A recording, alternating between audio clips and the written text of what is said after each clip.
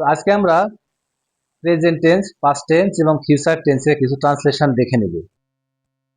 1 2 3 4 এই চারটা হচ্ছে প্রেজেন্ট টেন্সের, আর এই চারটা হচ্ছে পাস্ট টেন্সের। ফিউচার টেন্সটা আমি পরে লিখে দেখাচ্ছি।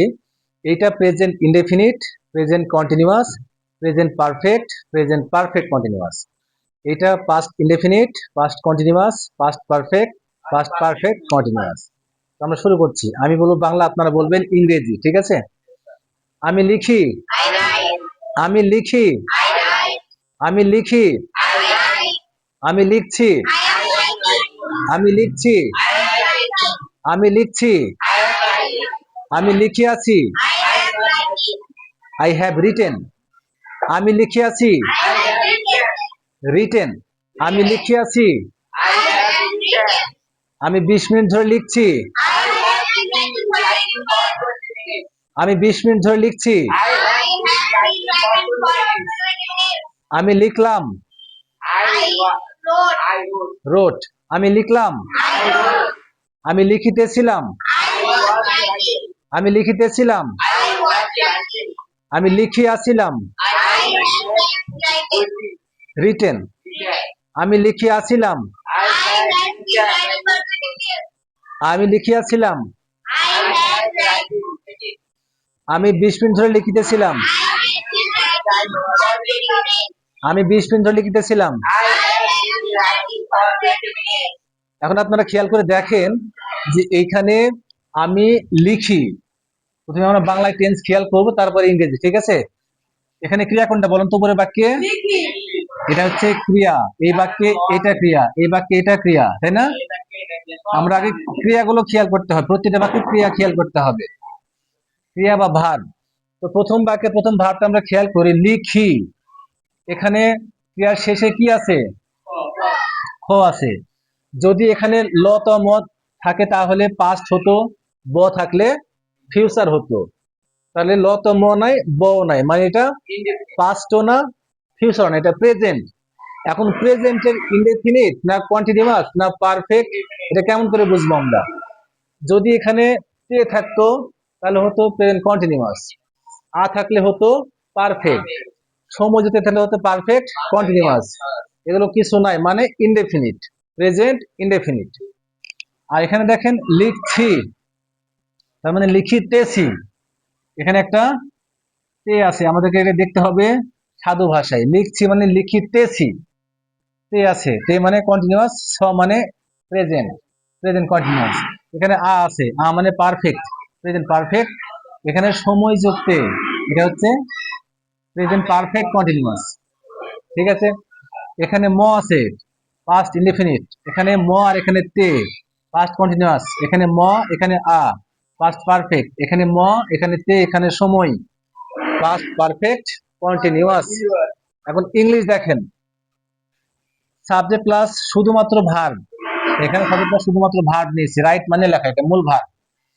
এখানে বাংলায় তে আছে না, কন্টিনিউয়াসে, এখানে যুক্ত হয়েছে এম, এরপরে এম যুক্ত হয়েছে, তারপরে যে রাইট ছিল ওই তে, লিখিতেছি, সে কারণে এখানে আইন যুক্ত হয়েছে, রাইটিং।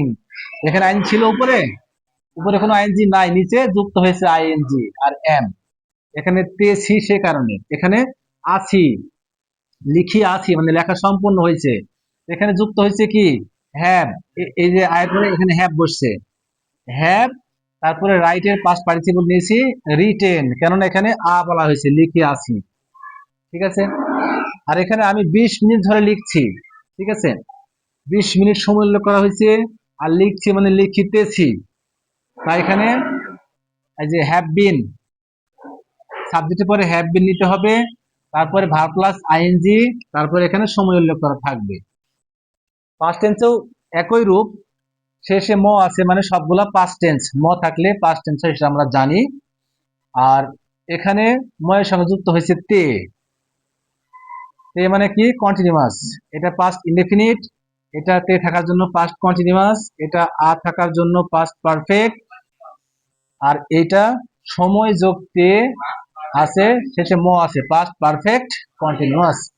এখন ইংলিশে দেখেন, এখানে লিখলাম, শেষে যুক্ত হলো ম, আর এখানে কি হলো, এখানে ছিল রাইট, সেখান থেকে হয়ে গেল রোড, ভিতরে ও যুক্ত হয়েছে, আই জায়গায় ও হয়ে গেছে, এটা খেয়াল রাখতে হবে। তারপরে কি, আমি লিখিতেছিলাম, এখানে তে যুক্ত হয়েছে, লিখিতেছিলাম, তাই এখানে ওয়াজ, এখানে আইএনজি। লিখিয়াছিলাম, আ যুক্ত হয়েছে, এখানে আ, এখানে ম, এখানে হ্যাড প্লাস পাস্ট পার্টিসিপল। এখানে কি, সময়, আর এখানে তে, এখানে ম, সময় যোগ তে হলে এটা হয় পাস্ট পারফেক্ট কন্টিনিউয়াস, তাই নিতে হয়েছে কি হ্যাড বিন। যেখানে সময় যোগ তে থাকবে সেখানে নিতে হবে হ্যাভ বিন, হ্যাজ বিন বা হ্যাড বিন। তো যেহেতু ম আছে, ম এর কারণে হয়ে গেছে হ্যাড বিন। আর উপরে ছিল কি হ্যাভ বিন, কারণ কি এখানে ম ছিল না, ভার্ব প্লাস আইএনজি প্লাস সময়। তো এরকম ভাবে আমাদেরকে আগে বাংলায় টেন্স চিনতে হবে, তারপর ইংরেজি করতে হবে, ঠিক আছে?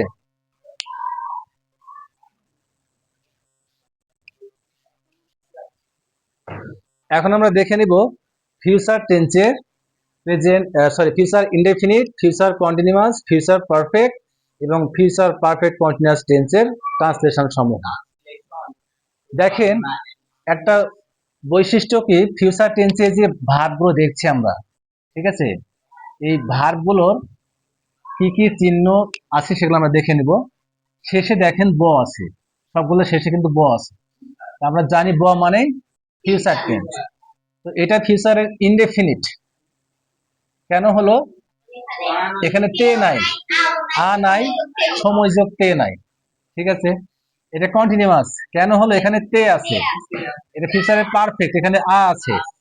এটা ফিউচারের পারফেক্ট কন্টিনিউয়াস কেন হলো, সময় যোগ তে আছে, ঠিক আছে। আমরা ইংরেজি দেখে নিই।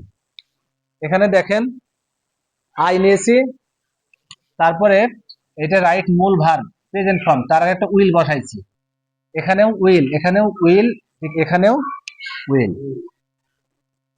আপনারা যেভাবে প্রেজেন্ট টেন্স করছেন সবার সাথেই সাবজেক্টের পরে উইল দিলে ফিউচার টেন্স হয়ে যাচ্ছে, ঠিক আছে। তো শুরু করছি আমরা। আমি লিখবো, আমি লিখবো, আমি লিখবো, আমি লিখতে থাকবো, আমি লিখতে থাকবো, আমি লিখতে থাকবো, আমি লিখিয়া থাকিব, আই উইল হ্যাভ রিটেন। আবার বলেন, আমি লিখতে থাকবো, আচ্ছা আমি 20 মিনিট ধরে লিখতে থাকবো, আমি 20 মিনিট ধরে লিখতে থাকবো, yes I will have been writing for 20 minutes, ঠিক আছে। Thank you very much.